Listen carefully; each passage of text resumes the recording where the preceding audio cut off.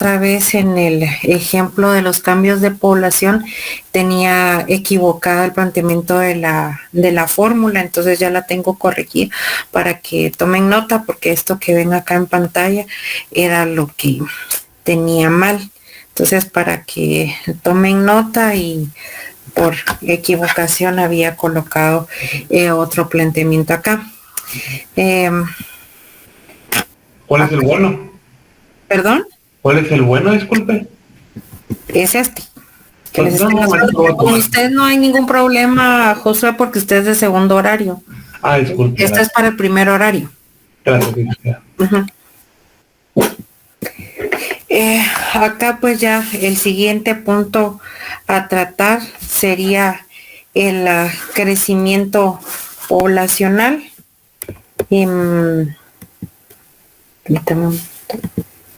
Acá pues vemos la ecuación básica del cambio de la población, y acá pues vamos a decir que va a ser una herramienta fundamental de la demografía.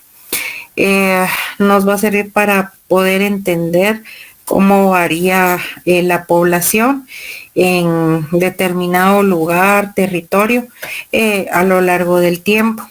Y acá si vemos, pues esta ecuación se va a hacer en la relación entre adiciones y sustracciones de la población que se van a producir a través de nacimientos, de muertes y de movimientos migratorios.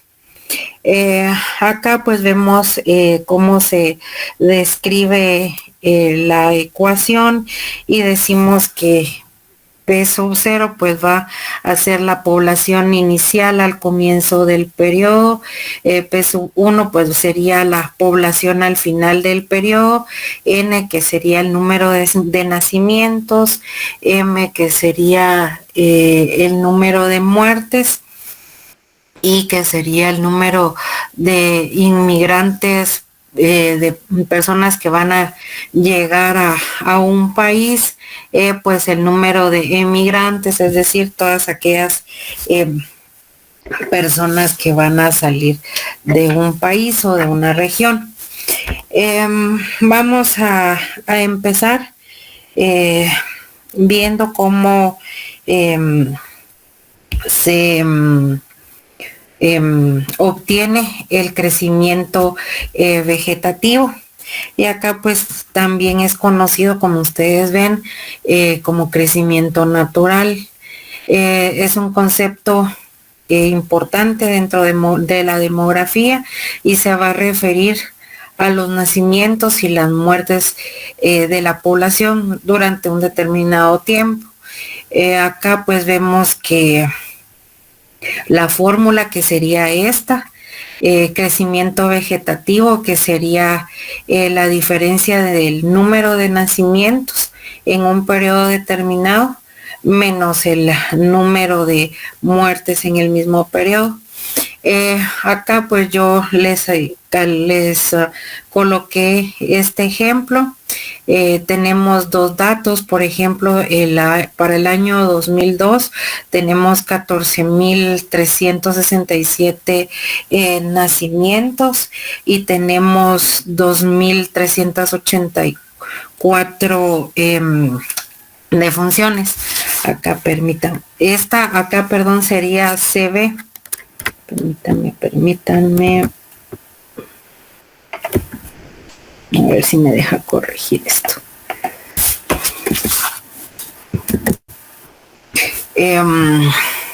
Como les decía, vemos acá, saqué el dato del 2002, vemos que serían los 15,000, que según aparece acá en la fórmula, que serían los nacimientos menos las defunciones. Y si ven,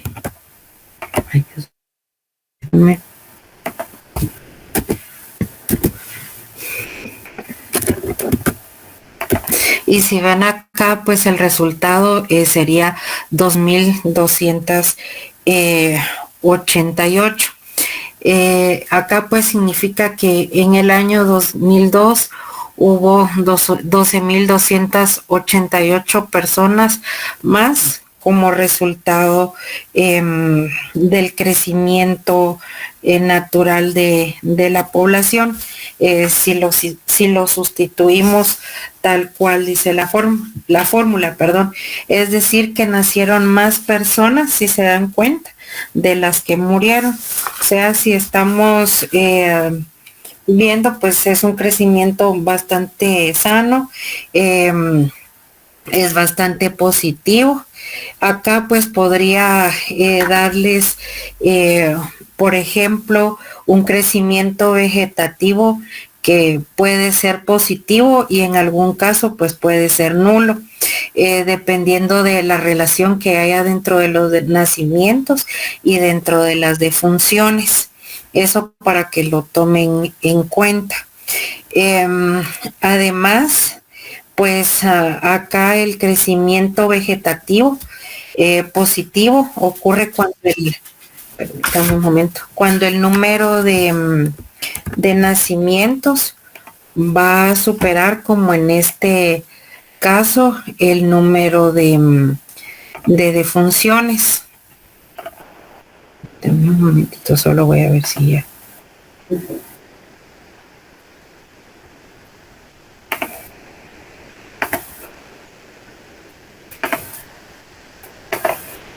Bueno, como les decía, acá pues hay un crecimiento saludable, llamémoslo así, porque hay más nacimientos que defunciones. También puede ser un crecimiento negativo, que aquí sería en el caso inverso. Por ejemplo, que fueran, en lugar de nacimientos, fueran las defunciones, y acá en lugar de defunciones, nacimientos. Entonces, el resultado pues sería negativo, y acá que pues significa que las muertes pues van a superar los nacimientos, y acá pues esto veríamos un país o una localidad en la cual pues hay problemas con respecto a salud, en algunos casos pues crisis económica o guerras o desastres naturales, y acá pues puede llevar a estos problemas o a un envejecimiento de la población, y esto pues a la larga, si vemos, va a presentar desafíos tanto sociales como económicos bastante significativos. También se podría dar un crecimiento vegetativo nulo. Acá se daría cuando el número de nacimientos es igual al número de muertes. Acá pues puede ser característico de poblaciones estables o que se encuentran en transición hacia un nuevo equilibrio demográfico. Para comprender un poco más este dato, es importante pues considerar los factores que influyen en los nacimientos y en las muertes. Acá, por ejemplo, si hablamos dentro de los factores que van a influir dentro de los nacimientos, vamos a hablar de la tasa de fertilidad. Acá pues sería la cantidad de hijos que tiene una mujer a lo largo de su vida.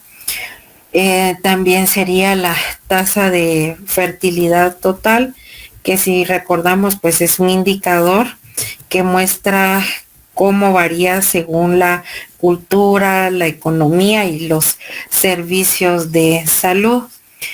También pues aparecen las condiciones sociales y económicas.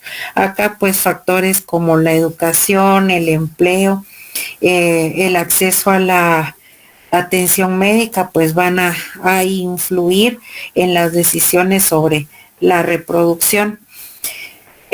También en el caso que se empleen políticas de planificación familiar, las políticas gubernamentales relacionadas con la planificación familiar van a afectar significativamente pues esta tasa de natalidad. Factores que influyen para que haya más muertes, pues acá incluiríamos la mortalidad infantil, la mortalidad por enfermedades, la mortalidad por causas externas, y acá pues las mejores, se verían mejores condiciones de salud, que exista un acceso a a la atención médica, el poder reducir las tasas de mortalidad. Y cuando hablamos que de estos factores que van a influir a que el índice de muerte se incremente, estaría también la estructura de edad de la población, porque si bien recordamos, las poblaciones más viejas tienden a tener tasas más altas de mortalidad. Me permiten un momentito.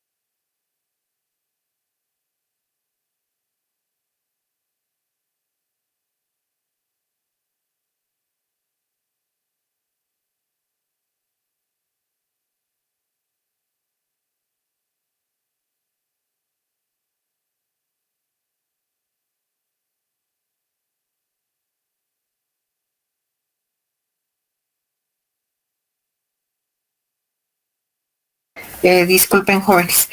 Como les decía, pues al momento de que esas poblaciones que son avejentadas pueden presentar tasas más altas de mortalidad, mientras que en poblaciones más jóvenes estas tasas pues van a tender a ser mucho más bajas.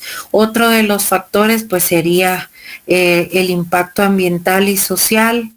Acá es decir, todas aquellas epidemias, desastres naturales y condiciones de vida que pueden afectar las tasas de mortalidad. Que el crecimiento vegetativo tiene distintas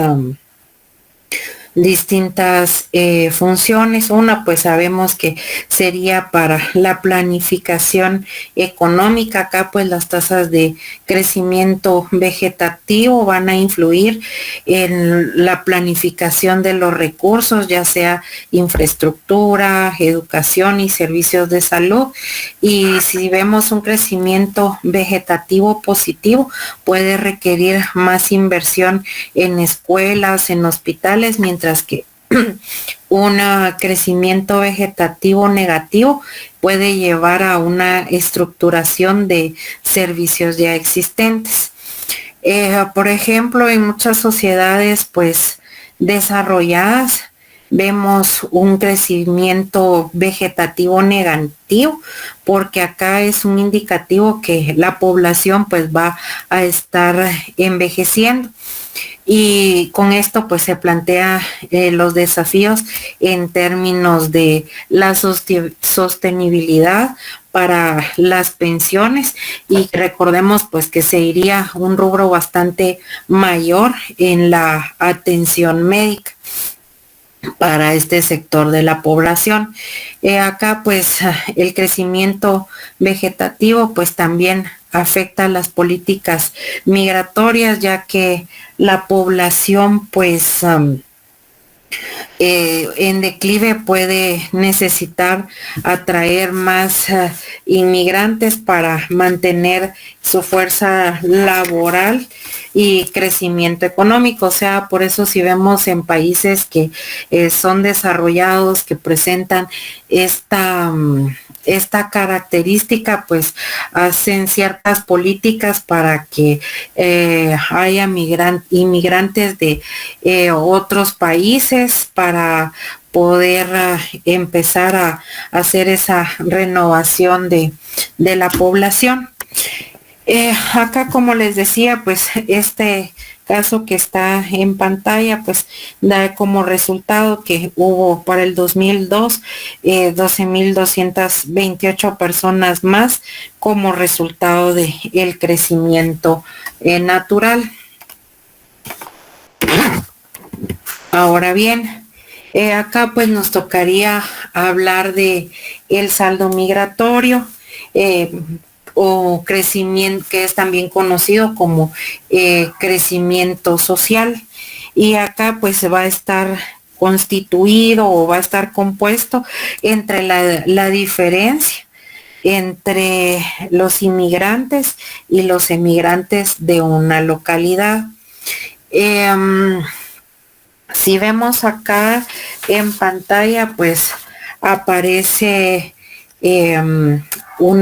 se representa como SM, su valor entre el tiempo y TK, pero si nosotros acá les presento este pequeño cuadro, si ustedes ven, pues hay datos de el 2001 y 2002.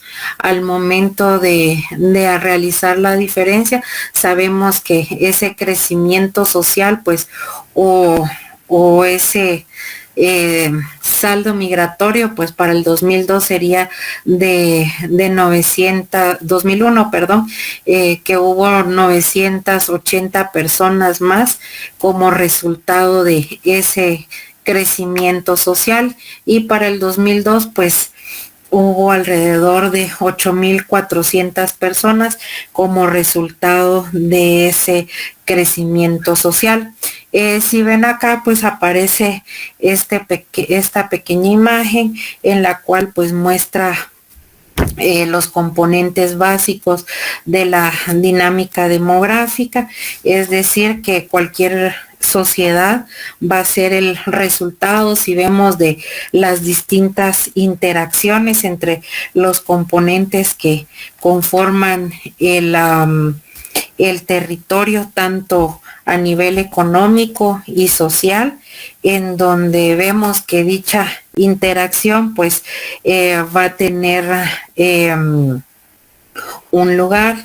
Vemos a su vez que pues estos agregados poblacionales van a ir adquiriendo determinadas características, ritmos y tendencias de crecimiento que van a influir dentro de la composición y la distribución de la población en el territorio. Acá pues estaba lo anterior que yo les había mencionado. Vemos la diferencia entre los nacimientos y la mortalidad, la inmigración y la emigración. Vemos cómo se presenta el crecimiento vegetativo. Acá vemos el crecimiento social. Además, pues podemos decir que la suma del crecimiento natural y el crecimiento migratorio produce el crecimiento total de la población. Es decir, acá vemos cómo se van conformando pues estos 7 componentes básicos de elementos que determinan el tamaño, la estructura y la distribución de las características del entorno en el cual pues se va a dar esta interacción. La interacción de estos componentes pues por lo general no va a ocurrir de una forma homogénea o que ya sea de una forma armónica. Acá pues si no se va a mover y se va a transformar de un modo diferencial y heterogéneo debido a su relación con el nivel de desarrollo y la modernización, tanto en lo socioeconómico, en lo político y en lo cultural. Acá pues se va a ir desenvolviendo de esa manera. Como les decía, acá pues tocaría ver la ecuación básica de el cambio de la población, vemos que está compuesta por ese crecimiento total de la población que se va a presentar como C y se define como la suma del crecimiento natural y el saldo migratorio. Acá pues vamos a tener un ejemplo que la población, si se dan cuenta, acá tomé desde el crecimiento vegetativo, el crecimiento social o el saldo migratorio y se sustituye para poder obtener ese cambio total. Entonces, si vemos, pues estaría, esta sería la fórmula, esta sería la descripción de la fórmula, y si nosotros tomamos este ejemplo, pues calcular el crecimiento vegetativo, ustedes lo tienen acá paso a paso, que sería de 300 nacimientos durante un periodo, 200 muertes, que nos daría como resultado 100. Si vemos el saldo migratorio, pues tenemos que en un periodo, en el mismo periodo, pues hay 100 inmigrantes que llegan a la región. 150, perdón, y vemos a 100 emigrantes que van a salir de la región y acá pues tenemos un resultado de 50. Y si nosotros vemos en el planteamiento, nos dice que tenemos una población de 10,000, inicial de 10,000 habitantes. Entonces, si sumamos los resultados, pues acá nos daría el resultado de 10,150. Entonces vemos pues que el crecimiento de la población ha ido en aumento, que es un crecimiento en el cual pues es positivo, ya que no hay tantas defunciones, no es un crecimiento negativo. El crecimiento pues natural va a reflejar de que hay una salud demográfica de la población y que como vemos que se están recibiendo más inmigrantes, pues quiere decir que se están dando aquellas condiciones socioeconómicas estables para poder albergar a esta población. Entonces, acá pues estaríamos terminando con este cálculo de el crecimiento de la población y pues nos tocaría entrar al siguiente punto.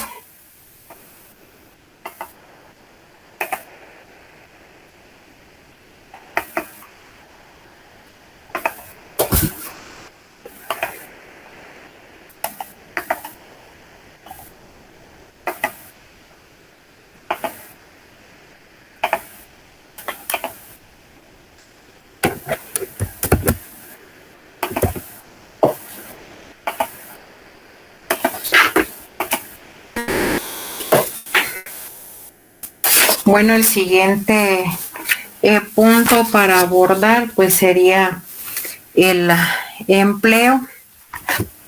Acá pues nosotros vamos a ver el empleo desde el punto de vista histórico. Vamos a empezar con que la relación entre el empleo y los mercados pues es un tema fundamental para nosotros como economistas y para la economía, y que se ha desarrollado a lo largo del tiempo, ha sido a través de distintas teorías económicas o distintos enfoques, y esto pues es útil, ya que es necesario pues el analizar la existencia de los tipos de mercado que garantizan el equilibrio interno dentro de la economía, que sería el mercado de bienes y servicios y el mercado de trabajo. Cuando hablamos, por ejemplo, de el mercado de bienes y servicios, va a ser el entorno en el cual pues los consumidores producen productos y servicios ofrecidos para las empresas. Este mercado, pues como sabemos, está regido por las leyes, la ley de la oferta y de la demanda. Acá recordamos, pues la demanda va a representar la cantidad de bienes y servicios que los consumidores pues están dispuestos a comprar a diferentes precios. Acá pues factores como el ingreso, los gustos y las preferencias pues van a influir en esa demanda. También vamos a tener pues la oferta. Acá la oferta refleja la cantidad de bienes y de servicios que los productores pues van a estar dispuestos a vender a distintos precios. Acá pues la tecnología, el costo de los insumos y la competencia pues y sabemos que son determinantes o son claves dentro de la oferta. Y recordamos que en un mercado competitivo, pues el equilibrio se logra cuando la cantidad demandada es igual a la cantidad ofrecida. Este equilibrio pues no solo determina los precios de los bienes y servicios, sino que también influye en la asignación de recursos en la economía. Acá pues permítanme un momentito.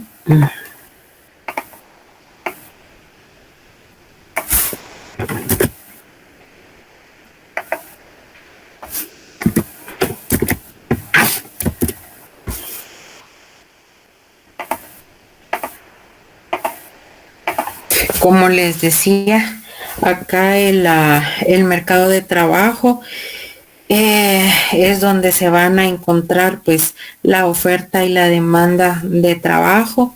Este mercado, recordemos que es importante ya que acá pues inicia la creación del empleo, se basa en las interacciones entre los trabajadores y los empleadores. Acá pues aparece la oferta de trabajo que va a estar compuesta por aquellos individuos que están dispuestos a trabajar a diferentes niveles salariales. Acá la decisión de ofrecer trabajo depende de factores como la educación, la formación y las condiciones laborales que ofrecen los agentes. También pues vemos que la cantidad de trabajo que los empleadores pues están dispuestos a contratar va a ser a diferentes niveles salariales, que esta demanda pues va a estar influenciada por el nivel de actividad económica, por la productividad y por la tecnología. Y al igual que el mercado de bienes y servicios, el mercado pues laboral ocurre cuando la cantidad de trabajo demandado pues es igual a la cantidad de trabajo ofrecido. Y acá este equilibrio va a determinar el nivel de empleos y salarios. Entonces, por si se les había olvidado un poquito eso, entonces lo traemos a un ratito de regreso. Y acá pues vemos que la interrelación entre el mercado de bienes y servicios y el mercado de trabajo pues es bastante importante para determinar cómo es el funcionamiento o la dinámica económica, y que ante un aumento de la demanda de bienes y servicios pues puede llevar a un aumento de la demanda de trabajo. Y esto pues va a impulsar la creación de empleo y el crecimiento económico. Y en el caso contrario, al momento de existir una disminución de la demanda de bienes y servicios, pues puede resultar en despidos y aumento del desempleo. Y si vemos, pues históricamente las teorías económicas pues han ido evolucionando para poder explicar estos mercados. Si vemos, recordamos un poquito de historia, aparece desde la economía clásica, que acá enfatizaba el papel de el mercado en la asignación de los recursos, hasta la teoría keynesiana que abogaba por la intervención estatal para poder corregir aquellas fallas del mercado y estimular pues la demanda agregada. Y acá pues en el siglo XX pues el enfoque del mercado laboral se amplía, ya que aparece la inclusión del capital humano, y acá pues sugiere que la inversión va a estar dirigida en educación y a formación, y que con esto pues se va a lograr la productividad de los trabajadores y con ello pues poder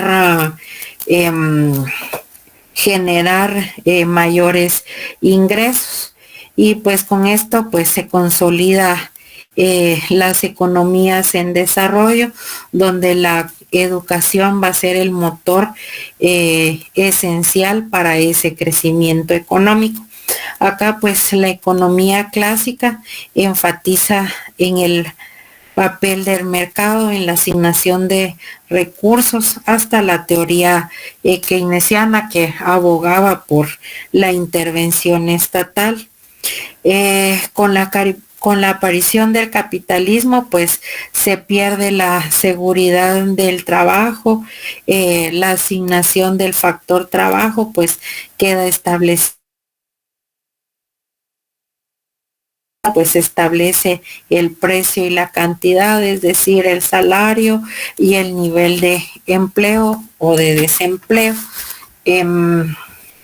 Acá, pues, cuando hablamos de desempleo y fluctuaciones, pues vemos que a través de la historia, desde el siglo XIX y el primer tercio del siglo XX, pues revela cómo las fluctuaciones han sido de forma cíclica durante ese periodo de la economía, y que pues ha sido objeto de estudio por distintas corrientes, y que estas corrientes pues han ido evolucionando a lo largo del tiempo. Acá pues aparece el desempleo y los ciclos económicos en el siglo XIX y primer tercio del siglo XX. Acá pues las economías empiezan a experimentar ciclos económicos. Acá pues van a estar caracterizados por las fases de expansión y contracción. Acá estos ciclos pues se van a asociar por ejemplo, a la revolución industrial. Acá si recordamos, pues en este periodo marca un cambio bastante profundo en la producción. Hay un aumento en la mecanización, hay un desplazamiento del trabajo manual hacia el trabajo de las fábricas. Acá pues aparece la creación de empleo. Acá pues ya hay una alta demanda laboral, también seguida de despidos masivos cuando la producción disminuía. Vemos también que hay gran emigración de las zonas rurales para las zonas industriales. Recordemos clases atrás que ya las personas pues van a vivir cerca de estas grandes industrias donde están localizadas estas fuentes de trabajo. Acá pues a lo largo del siglo XIX pues se producen varias crisis financieras. Por ejemplo, pues la crisis de 1873, acá pues con esta crisis resulta en un desempleo masivo. Estas crisis pues a menudo iban a estar relacionadas a la especulación en mercados financieros y también a la sobreproducción. Acá pues cuando vemos a economistas como Joseph Schumpeter, John Maynard Keynes, que ellos pues empiezan a estudiar cómo las fluctuaciones en la inversión y el consumo pues van a afectar el nivel de empleo. Recordemos que Keynes pues argumentaba que las caídas en la demanda agregada pues durante las recesiones iba a llevar a un aumento del desempleo. Y acá pues el desempleo no es solo una manifestación de ciclos económicos, sino también es considerado síntoma de debilidades en el sistema de mercados. Acá pues vemos esos fallos de mercado. Acá pues la teoría económica sugiere que los mercados no siempre van a estar operando de una manera eficiente. Por ejemplo, el desempleo puede resultar de la rigidez de los salarios, donde los salarios mínimos o los contratos laborales van a impedir que el mercado pues alcance un equilibrio. También se van a dar estos desajustes estructurales a medida que las economías van a evolucionar.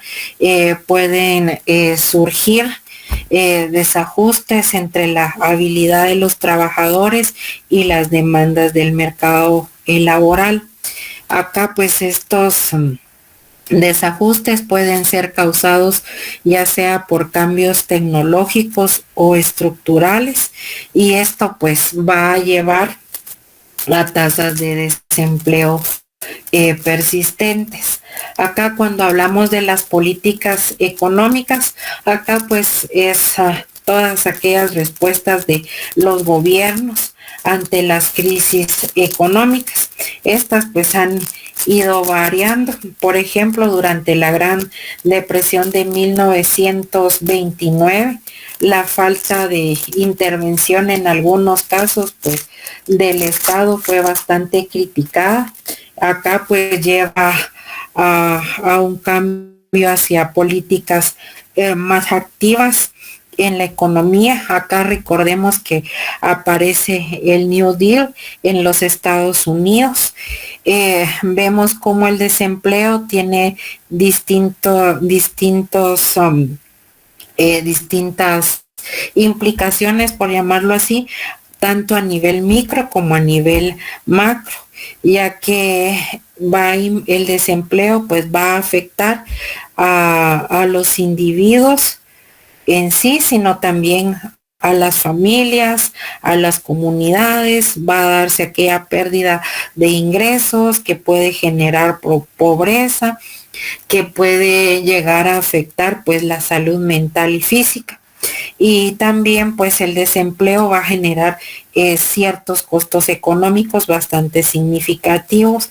Acá pues la pérdida de producción, el aumento de gastos en programas de asistencia social a largo plazo. El desempleo estructural pues va a traducirse en una menor productividad y crecimiento económico. Acá pues vamos a ver la perspectiva clásica sobre el desempleo y el papel del Estado. Si nos situamos acá, hemos visto que ha tenido un impacto el desempleo, el papel del Estado en una economía. Y cuando hablamos de ese desempleo como un fenómeno natural, pues acá recordemos a los economistas clásicos como Adam Smith, David Ricardo, Jean-Baptiste Say.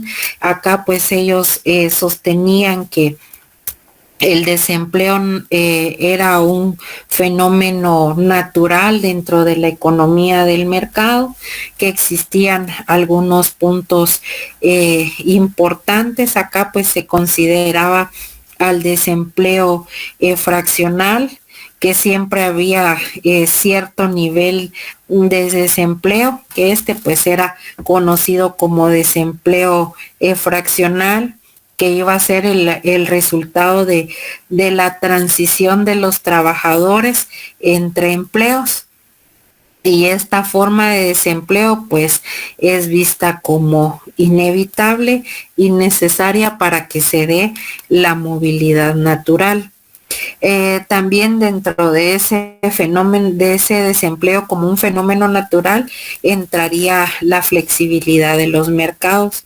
Acá, si bien recordamos el modelo clásico, pues argumenta que los mercados laborales pues van a ser flexibles, los salarios se van a ajustar hacia en descenso en respuesta a un exceso de oferta de trabajo, y esto pues permite que el mercado alcance un equilibrio en el que todos los trabajadores pues que desean un empleo van a poder encontrarlo. Acá pues recordamos que hay un papel mínimo del Estado y del gasto público. Acá pues la intervención, por ejemplo, según los economistas clásicos del Estado, pues debía de ser mínima, que el mercado era sostenido porque era autorregulable y que lo hacía pues de una forma eficiente. Y el Estado pues según esta visión de los clásicos, debía nada más asegurarse de la propiedad privada y pues de poder mantener el orden. Recordemos que incluso había el criterio de que el Estado debía regular que no existieran monopolios.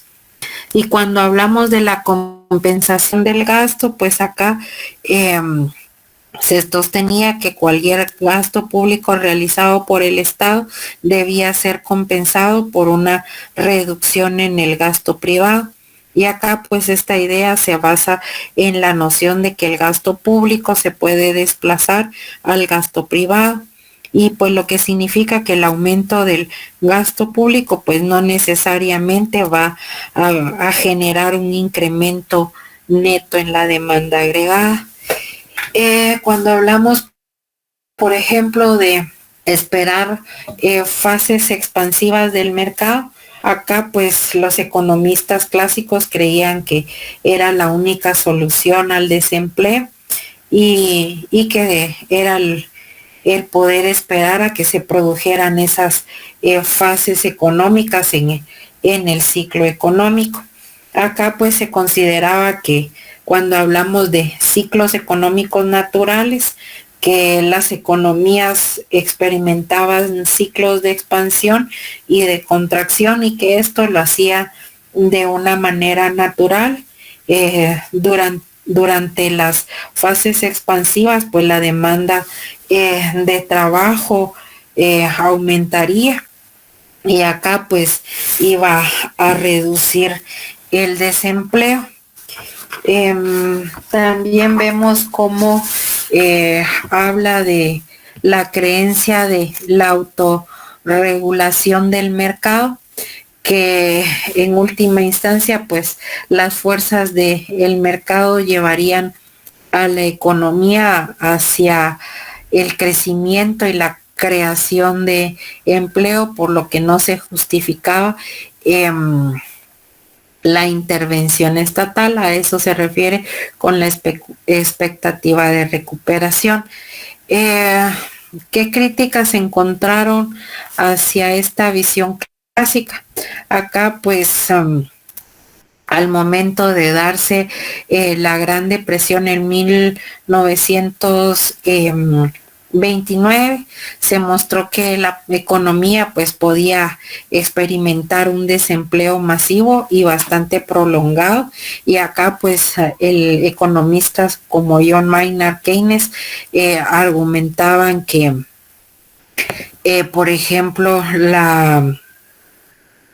la rigidez en el mercado laboral, es decir, que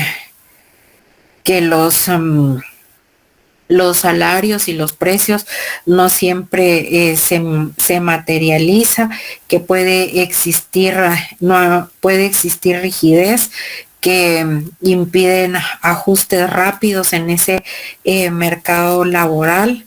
Además, pues que la insuficiencia de demanda agregada pues va a provocar un desempleo prolongado, lo que requiere pues la intervención del Estado para poder estimular la economía.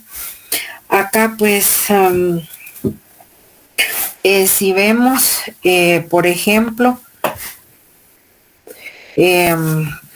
la revolución keynesiana y el desempleo, acá pues aparece la obra de John Maynard Keynes, que con esta pues empieza la economía moderna, particularmente en la forma en cómo se ve el desempleo, el papel del Estado dentro de la economía.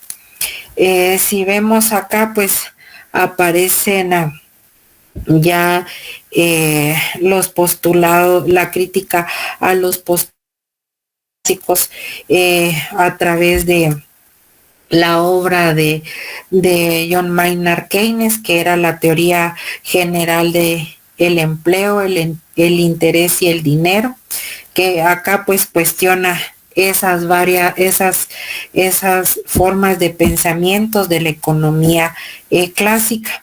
Acá pues mientras que los economistas clásicos que consideraban que el desempleo era un fenómeno temporal y natural, pues Keynes argumentaba que el desempleo iba a ser persistente y que no necesariamente pues se iba a resolver a través de ajustes automáticos de salarios y precios. Acá por ejemplo en particular, pues él hace énfasis en la existencia de desempleo involuntario. Acá pues los trabajadores deseaban trabajar a los salarios existentes, pero pues no podían encontrar empleo dada la magnitud de cómo se encontraba la economía. Y acá pues Keynes subraya que los salarios no siempre son flexibles a la baja, que hay factores como los contratos, como los sindicatos, la psicología de los trabajadores, que pueden impedir que estos salarios puedan ajustarse y que resulta en un desempleo duradero. También si vemos, por ejemplo, a diferencia del enfoque clásico que enfatizaba la oferta, acá pues Keynes puso que la demanda agregada era el motor que impulsaba el crecimiento económico. Acá pues él decía que la insuficiencia de demanda agregada podía llevar a una recesión prolongada y a un alto desempleo.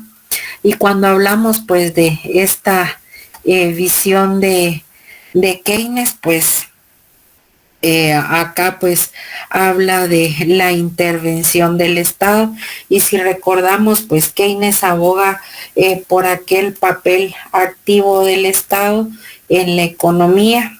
Creía que durante periodos de recesión pues el gobierno debía el intervenir, para poder estimular pues la demanda a través de las distintas políticas fiscales expansivas, como el aumento de el gasto público, la reducción de los impuestos. Y acá cuando habla de las políticas de empleo, pues la concepción de Keynes era de que el pleno empleo no se limitaba a la eliminación del desempleo fraccional. Acá pues él decía que las políticas que garantizaban un nivel de empleo sostenible y pleno, donde todos los que deseaban trabajar pues pudieran hacerlo.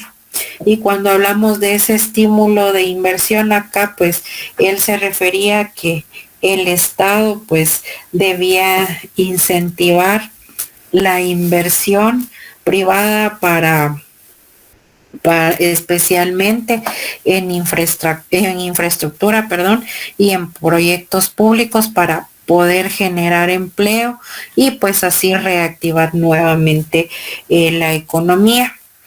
Y acá pues la Gran Depresión de 1929 pues tuvo un impacto devastador, como sabemos, en la economía a nivel global, y el problema pues del desempleo se convirtió en un fenómeno social y bastante grave. Acá si vemos, pues la crisis lleva a tasas de desempleo bastante altas en muchas economías. Acá pues Estados Unidos, por ejemplo, alcanzó alrededor de un 25% para 1933. Este desempleo masivo pues no solo afectó a individuos, sino que tuvo pues distintas repercusiones. Estas pues fueron a nivel social, ya que generaron pobreza, desesperación, y pues incrementaban las tensiones sociales. Acá, por ejemplo, también vemos que el desempleo, de ser visto como un problema económico, pasa a convertirse a un desafío social. Acá pues las condiciones de vida de millones de personas pues se fueron deteriorando. La necesidad pues de que existieran políticas efectivas pues se hace evidente. Acá pues aparece en respuesta a esa crisis la implementación pues de las políticas keynesianas, tanto en Estados Unidos como en otros países. Acá pues aparece la creación del New Deal, pues que del presidente Franklin Delano Roosevelt, que es un ejemplo de cómo pues las ideas de Keynes se ven concretadas a abordar pues el desempleo y a revitalizar la economía de la época. Acá pues vemos también que el tratamiento de el empleo en la política económica post Segunda Guerra Mundial. Acá vamos a refrescar un poquito, por ejemplo, el acontecimiento de la Primera Guerra, que fue entre 1914 y 1918, que fue un conflicto en el cual pues marcaría las actitudes de los distintos países, las inconformidades pues que estos presentaban. Acá pues fue un conflicto global, principalmente en aquellas potencias centrales. Recordemos Alemania, Austria, Hungría, el Imperio Otomano.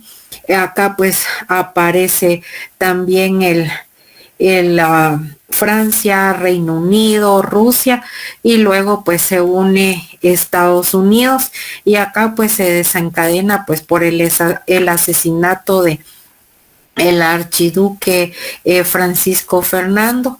La guerra se caracteriza por trincheras, el uso de nuevas tecnologías. Acá aparecen los tanques, los aviones, y pues el resultado pues fue millones de muertes, tanto de militares como de civiles. Acá aparece la victoria. Se logra pues a través de el famoso Tratado de Versalles, que pues provocó la caída de los 4 imperios y sentó pues prácticamente las bases para la Segunda Guerra, ya que acá pues Alemania era el que había salido con la mayor pérdida, ya que el Tratado de Versalles pues requería que tuviera un resarcimiento bastante alto, que solo se tradujo en más pobreza, nuevamente. Y así pues va y empieza la Segunda Guerra Mundial.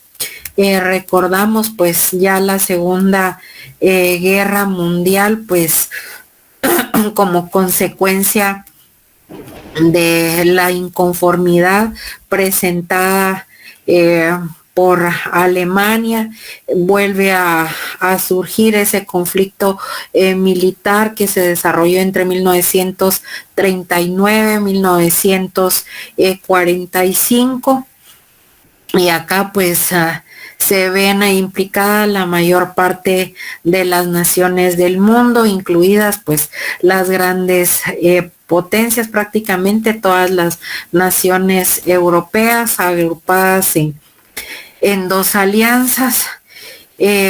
Las potencias del eje, que fue la mayor contenida bélica de la historia e incluso de la humanidad. Acá pues grandes devastaciones, destinan toda su capacidad tanto económica, militar y científica. Acá aparece al servicio de el esfuerzo de bélico, y acá pues se borra la distinción entre civiles y militares, y hay pues una enorme repercusión. Acá recordemos que ya aparece el Holocausto, los bombardeos masivos sobre las ciudades, y acá pues esa Segunda Guerra fue mucho más devastadora que la primera, como resultado entre 50 y 70 millones de víctimas, es decir, un 2.5% de esa población a nivel mundial. Entonces quiere decir que ese periodo posterior a la guerra pues viene a ser bastante importante, ya que se logra redefinir la política económica en relación con el empleo. Aparecen una serie de acontecimientos, de teorías emergentes, que acá pues los gobiernos abordan el desempleo y la creación del empleo como objetivos centrales. Y acá pues aparece el New Deal. Pues decimos que el New Deal pues fue un conjunto de programas y políticas que fueron implementadas por el presidente Franklin, y fue en respuesta a la Gran Depresión que había comenzado en 1929, aunque se originó pues antes de la Segunda Guerra. Pues sus principios van e influyen en la política económica posterior al conflicto. Acá pues el New Deal introduce una fuerte intervención del Estado en la economía, que busca no solo recuperarse de la depresión, sino el poder establecer el empleo sostenible. Y acá pues incluye la creación de empleos a través de proyectos de infraestructura, como la construcción de carreteras, los puentes y las escuelas. Recordemos que en unos casos se ha mencionado que había cuadrillas que iban unos abriendo agujeros por las carreteras y a la siguiente cuadrilla pues iba tapando esos agujeros, que lo único pues que buscaba era el fomentar, el generar ese empleo.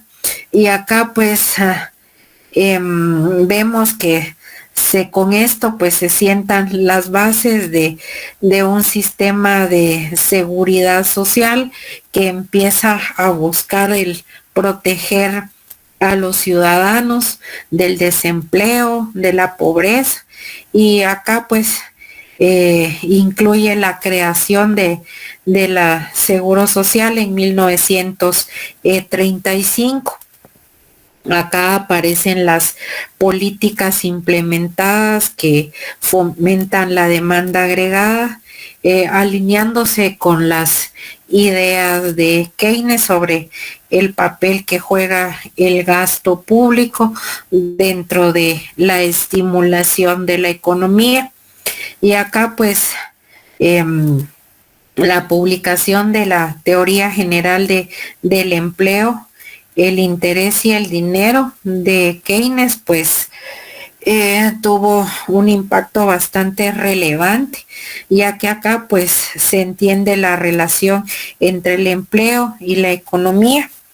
Y como les decía anteriormente, pues que el desempleo va a ser el resultado de una insuficiente demanda agregada. Acá pues los gobiernos debían intervenir activamente en la economía para poder garantizar el pleno empleo en los tiempos de recesión. Acá pues la teoría keynesiana pues promovía el uso de políticas fiscales y monetarias activas para poder establecer y combatir ese desempleo. Y acá pues con esto se sientan las bases para las políticas posteriores. También aparece el informe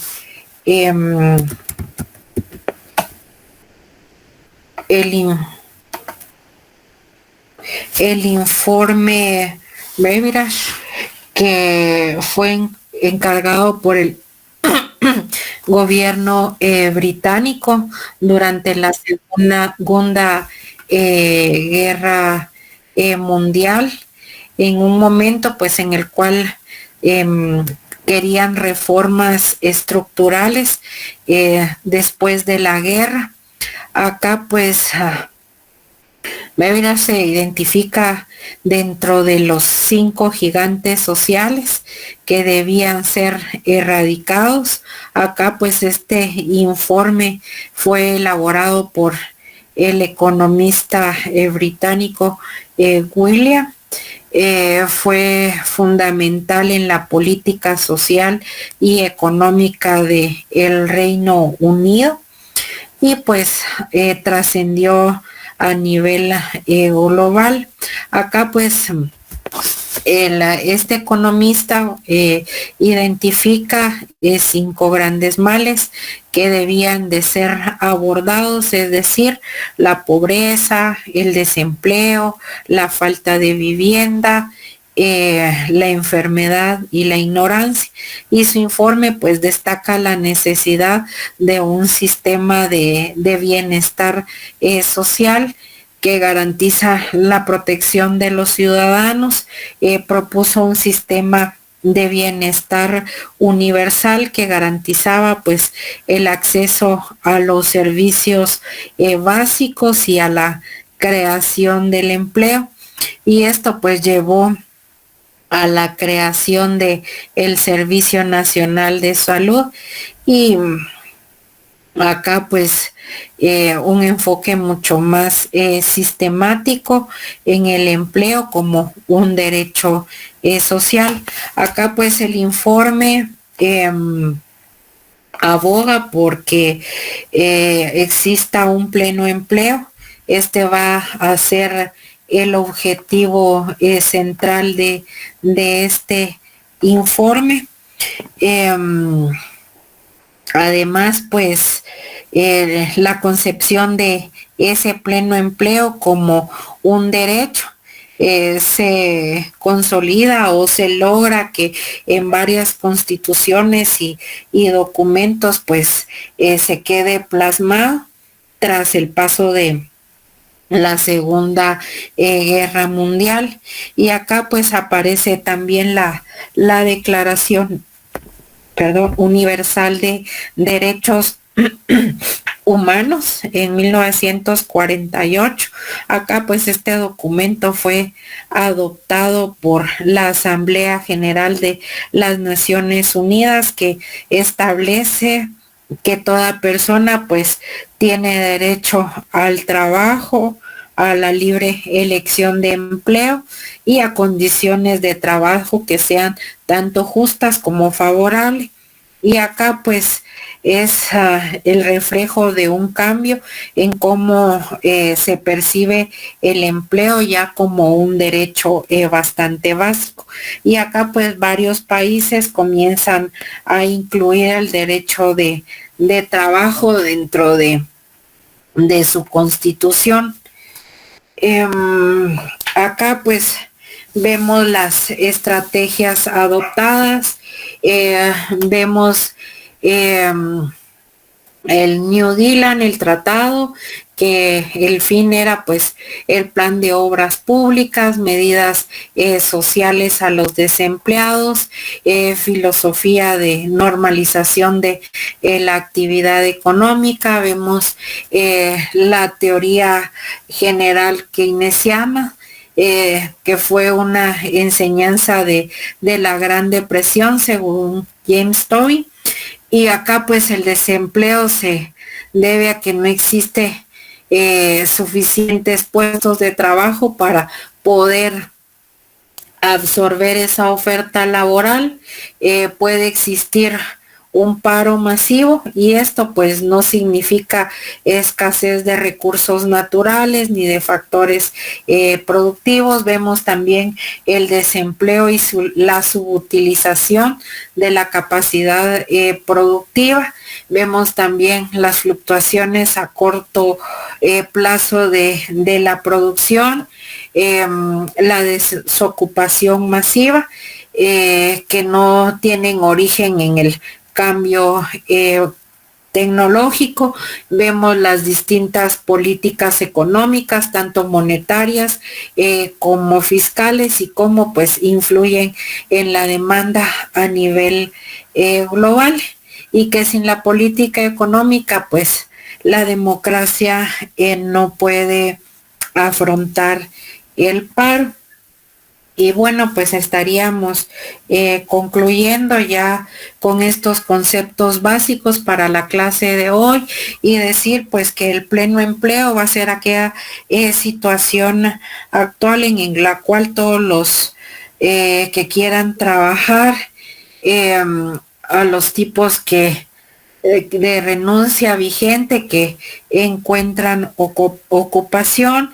Vemos el paro voluntario que se produce cuando el trabajador pues se dedica al ocio, donde el coste de oportunidad entre salario y ocio.